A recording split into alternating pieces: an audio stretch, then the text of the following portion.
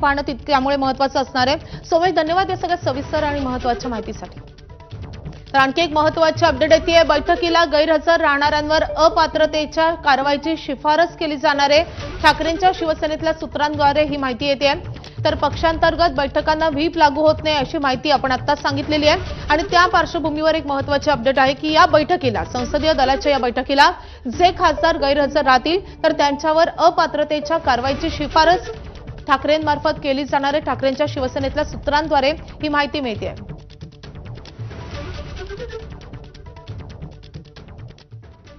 होता है,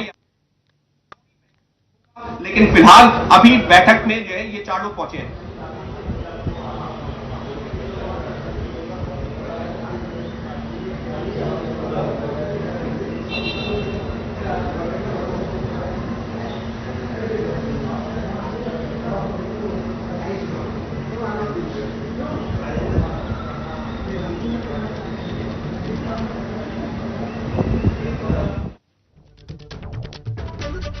तर 4 खासदार सध्या संसदीय दलाच्या बैठकीला पोहोचलेले आहेत। काल ज्या 4 खासदारांची पत्रकार परिषद झालेली आहे ते 4ही खासदार या बैठकीला हजर आहेत। त्यामध्ये राजाभाऊ वाजे आहेत, अरविंद सावंत, अनिल देसाई आणि संजय राऊत यांचा समावेश आहे। मात्र अर्थात इतर कोणते खासदार या बैठकीला हजर राहणार हेच पाहणं सगळ्यात महत्त्वाचं असणार आहे।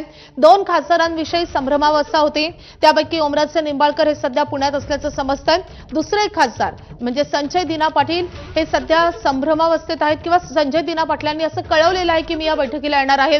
मात्र दुसरीकडे असंही कळतंय की शिंदेंमार्फत या सगळ्या खासदारांशी संवाद साधण्यात आलेला आहे आणि या बैठकीला न जाण्यासंदर्भात त्यांना निर्देश देण्यात आलेला आहे। त्यामुळे नेमके किती खासदार आता या बैठकीला जातील हे पाहणं महत्त्वाचं असेल। तर आतापर्यंत शिवसेनेचे लोकसभेतले 3च खासदार या संसदीय दलाच्या बैठकीसाठी दाखल झालेले आहेत। अन्य कोणतेही खासदार दाखल झालेले नाहीत अशी माहिती मिळते। आतापर्यंत शिवसेनेचे लोकसभेतले 3 खासदार म्हणजेच राजाभाऊ वाजे, अनिल देसाई आणि अरविंद सावंत हे 3 खासदार या संसदीय दलाच्या बैठकीसाठी आता संसदेत दाखल झालेले आहेत। आतापर्यंत इतर कुठलेही खासदार म्हणजे जे 6 खासदार जे काल ज्याची सगळ्यात जास्त चर्चा होती ते बंडखोर खासदार अजूनही या बैठकीला आलेले नाहीत।